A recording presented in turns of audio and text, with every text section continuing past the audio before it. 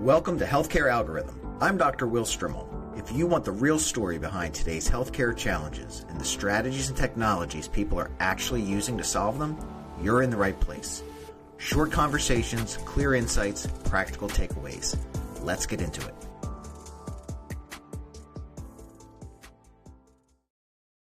Welcome back, everybody. And the doctors are in today on the Healthcare Algorithm. I'm Dr. Will Strimel. I have Dr. David Wild with me today. He's an anesthesiologist. He's a seasoned physician executive, currently the chief clinical officer of the Central Anesthesia Management based out of Longview, Texas. And he's the founder and CEO of Lumeta Health, which is a company that's helping people use data and technology to really get after the patient experience. So David, welcome. Thanks for joining me today. Thanks for having me. It's a pleasure to be here with you.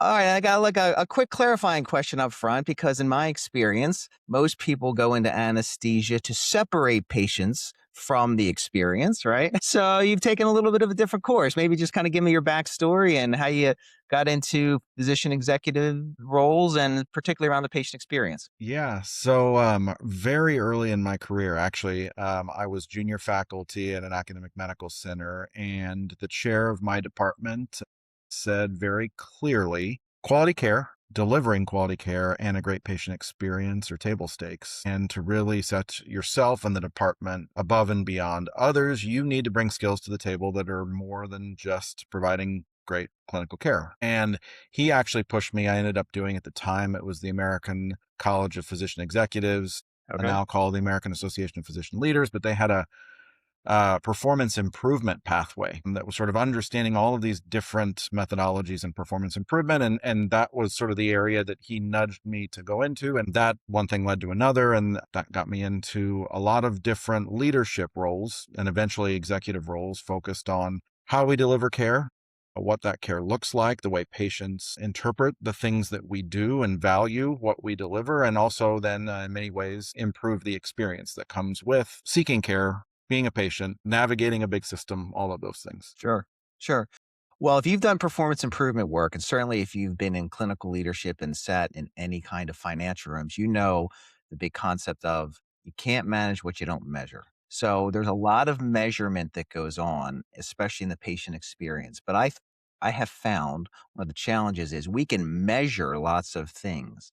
But what have you learned over time? Like, what do those measurements really mean? Like, we can measure if someone enjoys the food better at the hospital, right?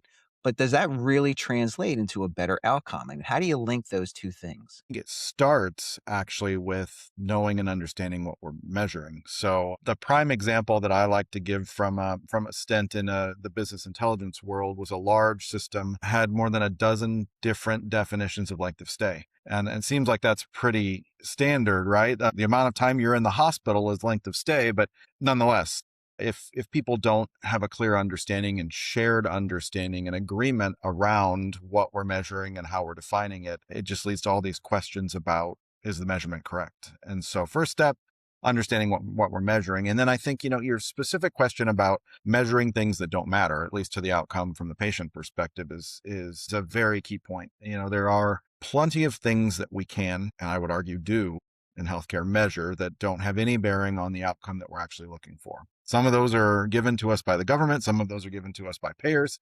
Give me an example. Yeah, let's get into it. Yeah, well, so if you sort of start at the very beginning, this is maybe not an example given by the government, but around access. So all kinds of solutions to get people connected to the care that they need. I very clearly remember days when physician practices were proud that it took 30 or 45 days to get an appointment at the practice, right? That's certainly not good from the patient perspective.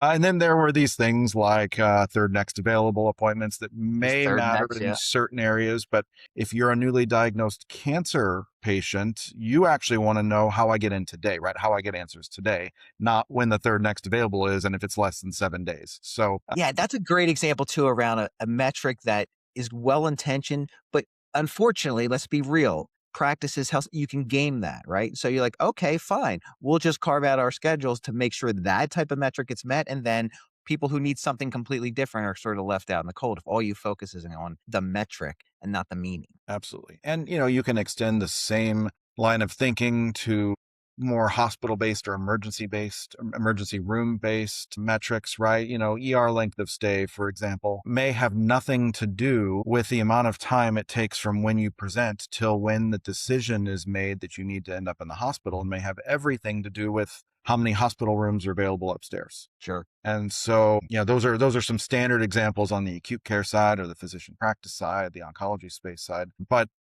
those sort of measures or metrics that we choose and measure frequently are not always a directly linked correlation between the patient experience and the thing we're measuring. And so choosing the right, I'll say leading indicators, some people call them process measures, Okay. performance improvement background, but choosing the right process measures and linking them to the outcome you're hoping to achieve. And then being very clear that this is, for all of us clinician scientists, right? This is a scientific experiment. Set a set of parameters. We pick a hypothesis, we define it, we choose measures that are intended to help show that what we're doing is making that better. And then we look to see if it improves the outcome. And so picking the right linked measures, right? Very important.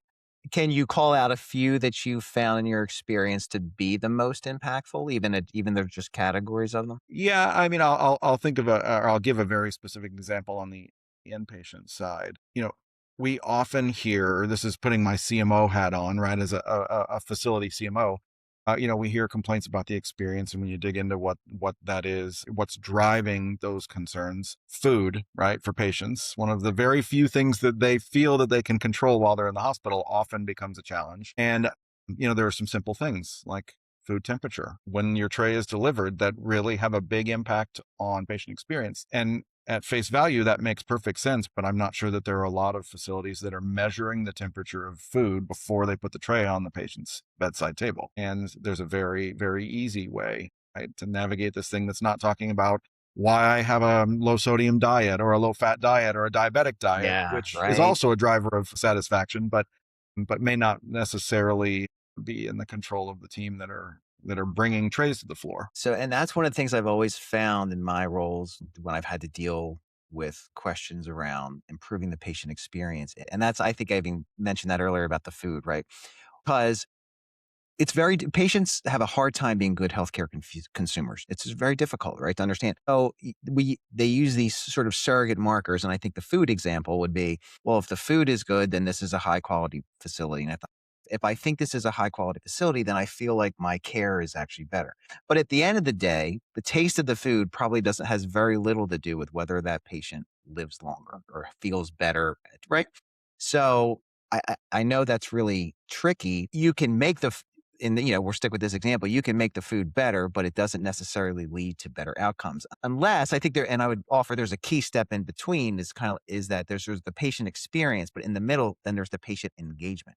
If the patient says, now I trust these people, I'm going to listen more to what they say. So therefore I'll do better because I'll make my follow up because I trusted them. And I think that's probably hard for a lot of non-clinical leaders to see because they don't see the folks all the way through that path. So I guess maybe just to reframe the question a little bit, are there certain things about the patient experience that help patients become more engaged? Because that probably leads to better outcomes. I think there are more than we recognize. I think, one of the other examples that I've often given, and I was very clearly, I'll say educated, taught this by a good friend who's on the revenue cycle side, right, of all things. But one of my very dear friends who's a revenue cycle leader regularly reminded us, both the rev cycle team and the clinicians, but also the executive team, that good financial healthcare, right, getting the bill right, answering the phone, right, not providing duplicate bills or bills from different addresses or Sure. lots of things that we create, right, in our large conglomerate health system environment. But taking good financial health care of the patient is one of the best ways to guarantee that they return. The last thing that they get out of a visit, right, is the bill. Right. And it's the first Sure. thing they remember. And right, there are many, many other examples, whether it's the way that the registration team greets patients at the door or the first sign they see, right, especially in the outpatient environment. Cleanliness, you mentioned food on the inpatient side, but cleanliness, very, very much a key factor. Patients over the years have told me multiple times that, how do I trust that your team is doing the right things to prevent infection if the hospital's not clean? Sure. So all So these little touch points that we have with folks, right? yeah. And then the specific point of engagement, those are all things that I think are traditional. This idea of engagement, I also think the way that we represent ourselves and share information with patients is important. So, right, technology plays a role in that. I'll never forget walking through a hospital with, of all people, a wayfinding application, a Okay. technology solution. And they pointed out to us as a team that our signs were in the wrong place. So I'm expecting to get a lot of information from this technology company about how we're going to geofence and use GPS and where we need Bluetooth, low energy Bluetooth beacons. And the first thing that they share is that different generations look for signage in different places. Wow. That those of us that are used to our phone, right, look down. How about that? And octogenarians are Huh? used to looking for overhead signage, and we didn't have signage in any of those places. We had signage at eye level. And so just all kinds of different ways that we have tools, technological or otherwise, to engage patients, and that we don't even realize that we're doing things that look nice to us or that we think make sense to us that change the way patients interact as consumers and as right engaged partners in the healthcare team with the services that Yeah, we really offer. even solve a problem for them, right? And it sounds like, as we were talking before, before the show, that that's part of the reason you started Lumeta Health was to bring that clinical insight, expertise, perspective to these technologies that are being developed. So maybe just tell me, a little bit of the birth of that, how you got into it, and what you're most focused on now. Yeah. So Lumeta was really this vehicle to help a lot of different early stage health tech companies that were asking questions for their development cycle in bringing to market a point solution most times, somewhere in the health tech space. Primarily, though, those that were focused on bringing their product to market for hospitals and health systems, not so much for patient facing solutions. Although many times those lines get blurred, and what starts as a tool to help a provider becomes a vehicle to share different information with patients. So Lumeta was a fun experiment in how to be a resource for a lot of early stage companies that were looking or are looking, I guess, for information, feedback, or experience from a clinician, and usually someone who's also then been an executive leader inside the healthcare space. So did you find, I'm guessing you probably then therefore worked with a lot of technical founders, right? If they're coming to you, then they didn't have organic to the team, someone with that clinical expertise. So were there were there some consistent themes? Now you're speaking to the founders out there, right? Some things that they, as a group would traditionally kind of get wrong up front and have to rework, or some things that you knew you were going to have to kind of implement with them or help them implement right from the start. Yeah, certainly there were themes or are themes that pop up. So, one is we've heard from, this is a very common one. We've heard from physicians that this is a problem, but the physicians are not the purchaser. So Yeah. how do Okay. we get feedback and information to the decision maker who's ultimately going to sign the contract? Right. And that happens a lot. I mean, this even in the past few months, an early stage company developing an AI summarization tool that combined ambient listening technologies with summarization technologies from health information exchanges to Okay. provide physicians and providers in the clinic, the ambulatory space, with sort of a concise summary, especially specialists, of what can often be, even if you have access to a healthcare record, a very convoluted set of documents that are hard to follow and get a real Absolutely. picture. Especially if you're just having to deal with it in the moment, right? Someone sits in front of you, as a cardiologist, I say, hey, what'd your nephrologist tell you? Well, it's in the records. You just don't really have time to dig through that in the moment. Right. And so the solution made perfect sense. And as they got into presenting what was very likely an MVP product for demos, Hmm.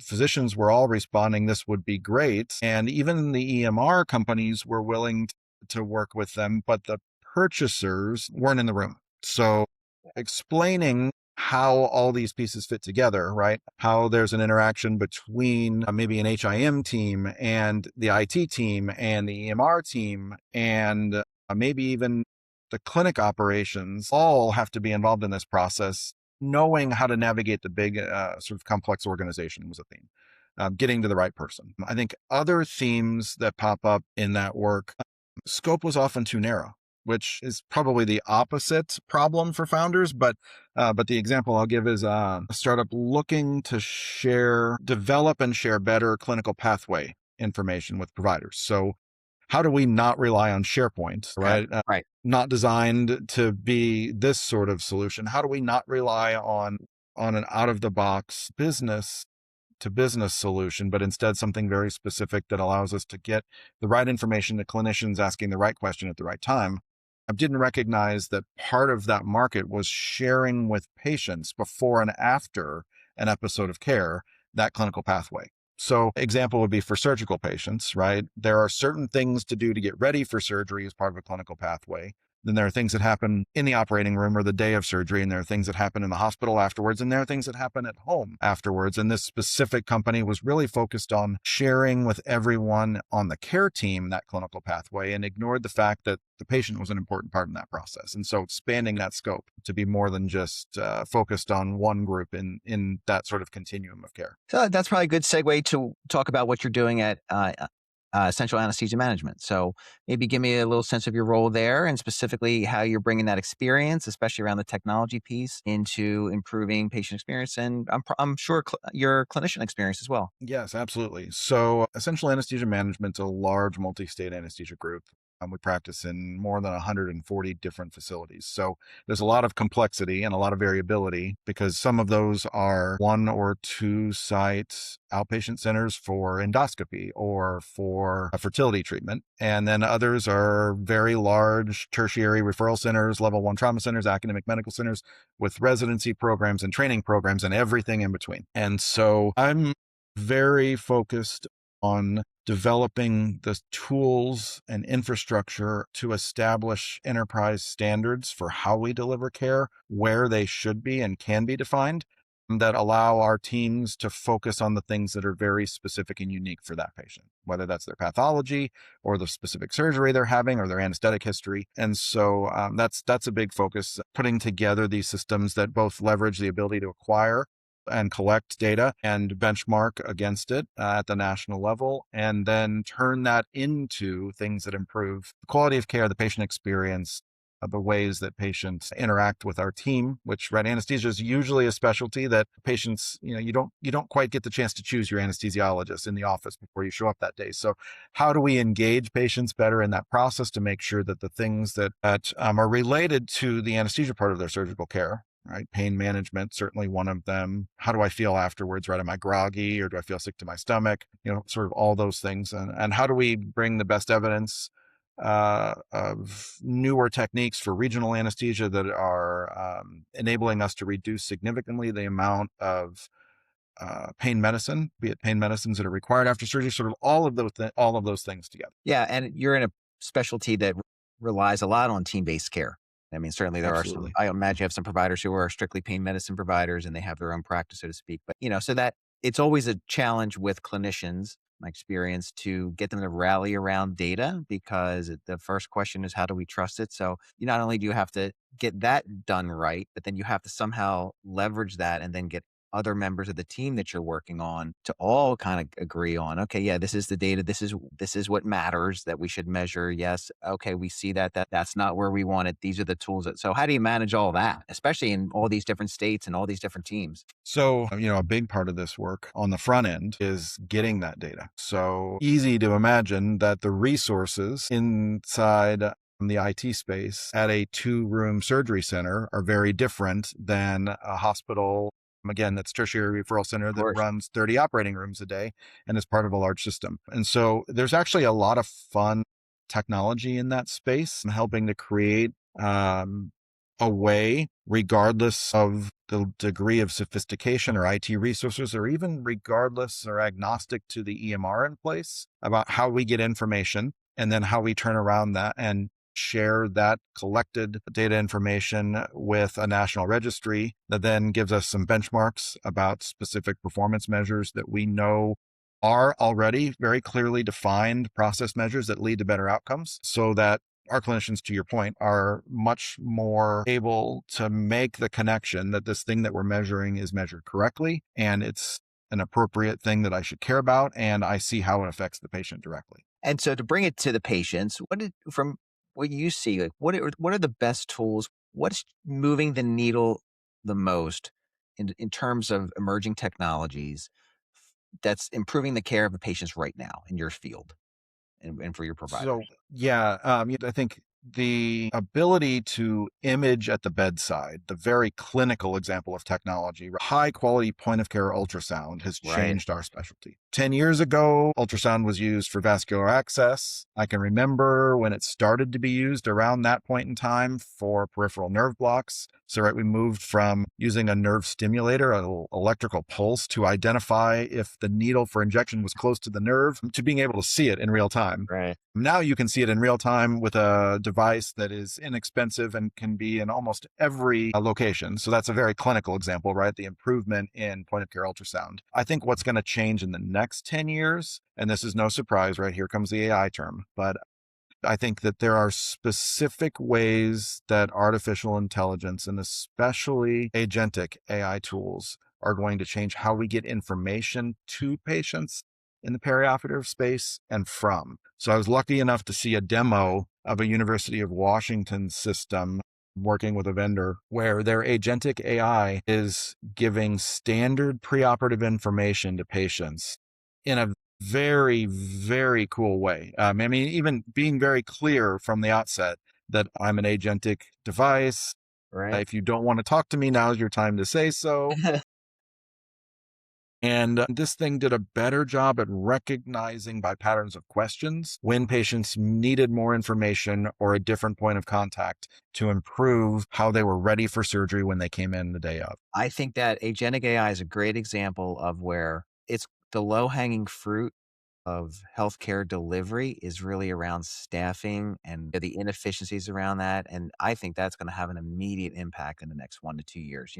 Not so much around clinical decisions. I mean, that stuff's all there. Revenue cycle, there's there. But if we can, because there's such staffing shortages. Yeah. And so I And think and you're the going to see these tools really revolutionize that very soon. Yeah. In this specific example, right, in most organizations, whether you're big or little, nurses in the perioperative space with downtime a day or two before surgery were the ones calling the patients and Absolutely. giving them this information. Almost, I hate to say as an afterthought, but as an added responsibility. Sure. And now you've got a way to do that in a standard way that makes sure it happens. The system is smart enough to know, even if a patient exhibits questions or comments that might be indicative of suicidality, and intervene in real time. And I think pivoting that for a minute, I'm super excited, but I hope that we'll be actively involved in deploying a tool that allows us to get patient reportable outcomes after their surgery using the same sort of agentic AI in the next couple of years. Because I I was don't going think to it's ask that you far away. if you could wave a wand. So there you go. The developers out there, you just heard your clarion call. Hey, I like to end with, healthcare. It's a tough business, right? We deal with in a world where people don't necessarily want to be with us, and they're sick and they're frustrated, and it's hard to get. What keeps you going? What makes you get up every day and love what you do? Yeah, so clinically, my love is transplant anesthesia, and there's nothing that's better than finishing a transplant at 3 a.m. and going to the ICU and seeing the benefit, right, to a very specific patient of that last 4 hours worth of work. And so that sort of thing, the micro level is one of the drivers. And then the macro level, I think there's so much opportunity. We see the impact that we have on patients every day as a healthcare delivery system, and it's definitely not perfect. Maybe many would say far from it. And so that opportunity and seeing how little changes in what we do have a big impact in patients' life is probably the macro level driver. That's great. Well, David, thank you so much. I'm very grateful for your time today. This is a great conversation. I truly enjoyed it. I hope anyone out there listening enjoyed it as much as I did, and that you will join us again next time on Healthcare Algorithm. Until then, be well. Thank you, David.